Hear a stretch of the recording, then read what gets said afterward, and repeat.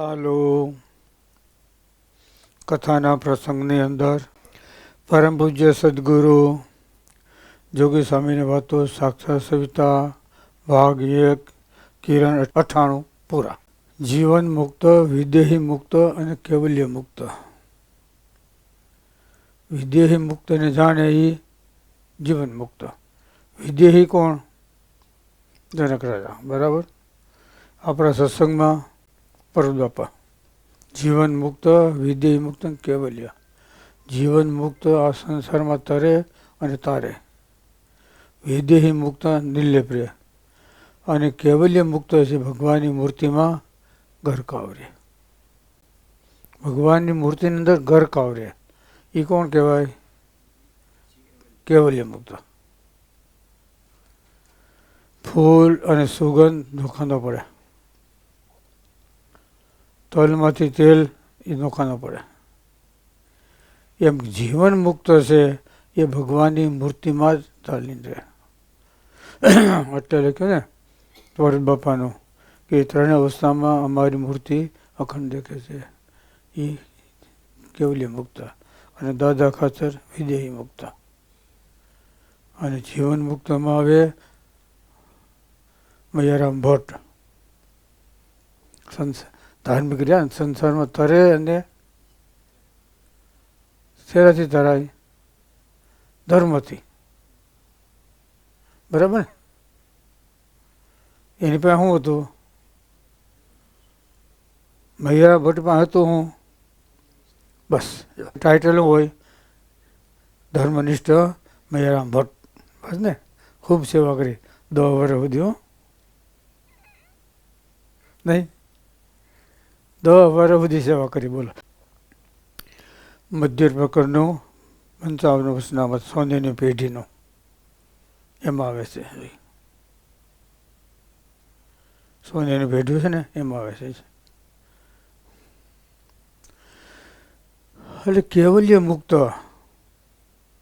સંસારમાં છે પણ સંસારમાં લોભ તો નથી. સંસારમાં છે, સંસાર બંધન કરે નહીં. કેની પેઢે? જળ ખાતણી વાસલા.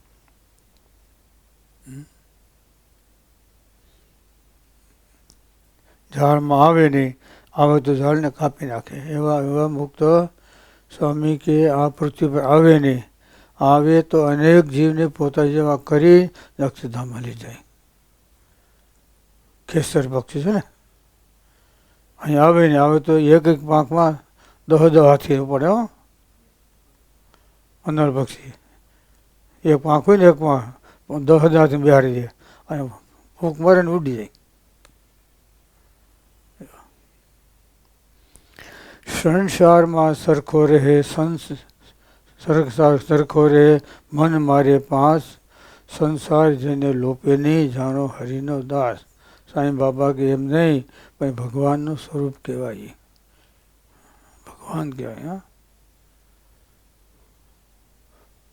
પર ધન પથ્થર સમાન, પર સ્ત્રી માત સમાન. એટલું કરતા રામ ન મળે તો તુલસીદાસ કે અમે જામીન છીએ. હું કીધું?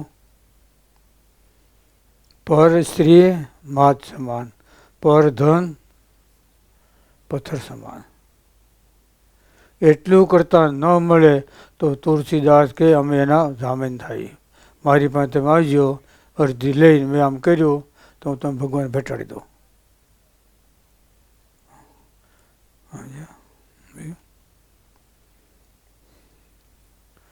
સુરા ખાતર હતા ને,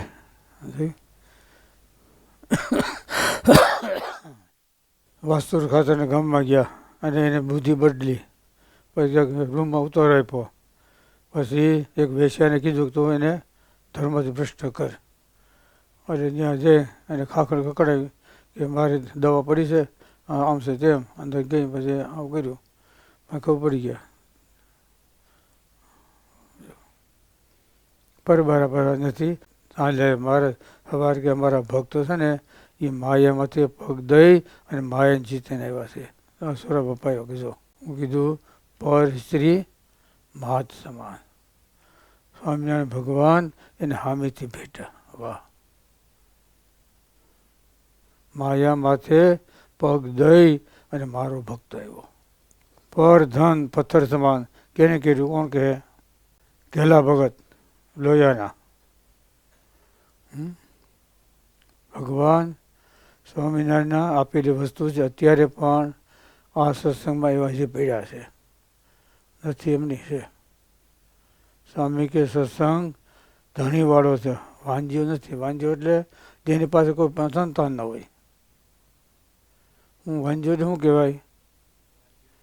કોઈ પાછળ સંતાન ન હોય એ.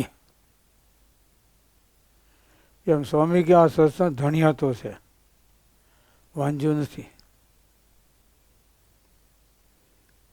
જે તમે કરો એનું ફળ મળે. ભગવાન હજરા હજુર છે. બોલો. એ આપણને દેખે છે પણ આપણે દેખતા નથી. શા માટે? આપણી એવી સ્થિતિ થઈ નથી. સમજાણું? ભગવાન નથી એમને છે. સમજાય છે ને? નથી એમ નહીં, છે. પણ એવી સ્થિતિ આપણે પ્રાપ્ત કરવી પડે. મારે કીધું ને મધ્ય તેરા, હું તમને દેખું છું, તમે બધા ત્યાં બેઠા છો, પણ તમને એ સભા દેખામાં આવતી નથી. જોયું? ક્યાંથી ક્યાં લગાડ્યું? ખાલી જગ્યા પૂરી દેવાય 5%. કોઈ એમ કે ક્યાં લખ્યું તો અહીં બોલ. હું બેઠો છું, તમે બેઠા, હું તમને દેખું છું પણ તમે મને દેખતા નથી. જો જ્યારે એ મૂર્તિનો નિશ્ચય થાય ત્યારે તમને એ વાત સમજવામાં આવી છે. ત્યાં સુધી બુદ્ધિ બળે કે સમજાવે નહીં. જો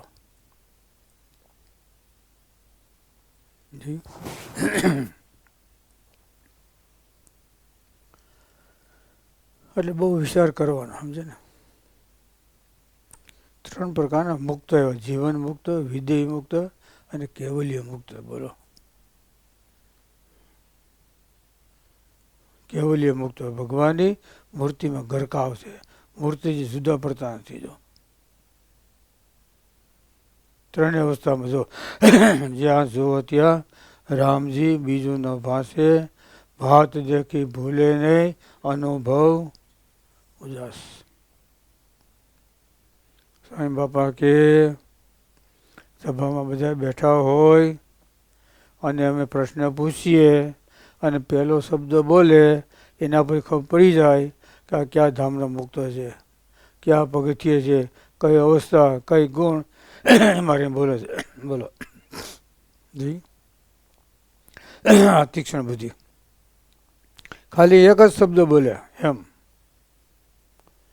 કઈ અવસ્થામાંથી, કયા ગુણમાંથી, પૃથ્વી પર છે કે આકાશમાં છે, દેહમાં છે, દેહથી નોખો છે, સ્વભાવમાં સ્વભાવથી નોખો છે.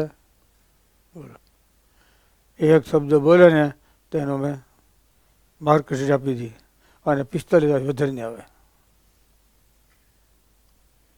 ઊંધે માથે તપ કરે તોય નહીં આવે. આવ્યું ને? લાખ વર્ષ સુધી આવડતા, 1000 વર્ષ સુધી ડહકા ખાય, ખાટલામાં પડ્યો રે, પછી વહાણો હોય ને પેલા ગોદડા બધું હોય ને રાખતા ઘરમાં, વળગણીઓ કહેવાય. અને ડામુસી હોય ને એ ભીત હોય ને એમાં ખીલા ખોહે, પછી એમાં પાટિયા રાખે, એનામાં ગાડલા મૂકવાના, એ ડામસીઓ કહેવાય. હા, વળગણીઓ ખબર ને આપણે ધોતી કેમ મૂકી તારમાં, એ વાહડો હોય ઘરની અંદર, ફળિયામાં નહીં. ઓલી તો ફળિયા ઠરકારશે ઓલી.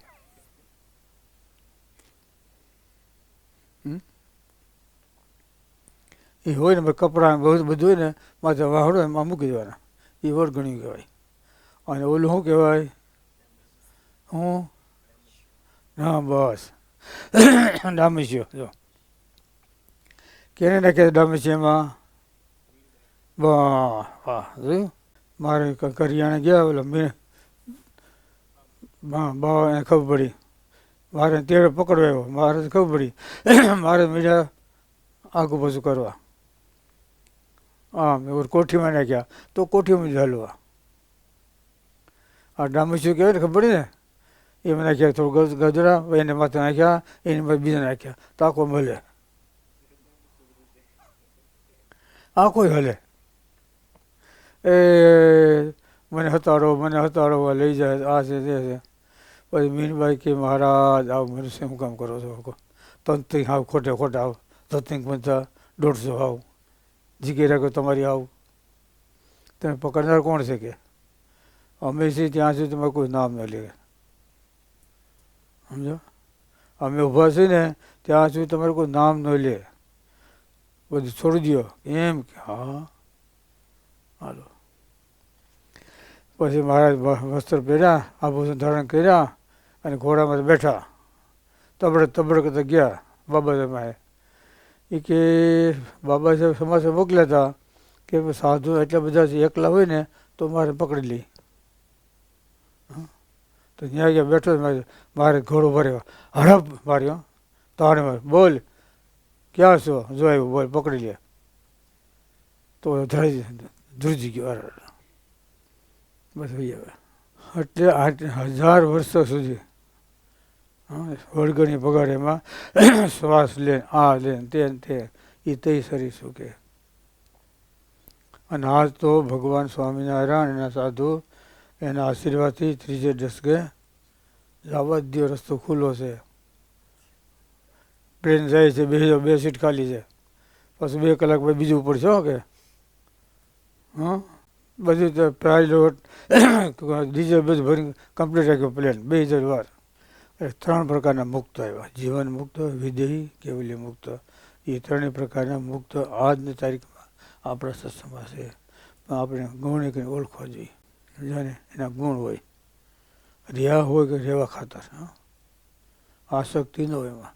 અને કેટલા તો પોતે તરે અને બીજાને તારે જો અને કેવળ કોઈ તો ભગવાનની મૂર્તિમાં ગલકા હોય બસ એમાં લીન હોય.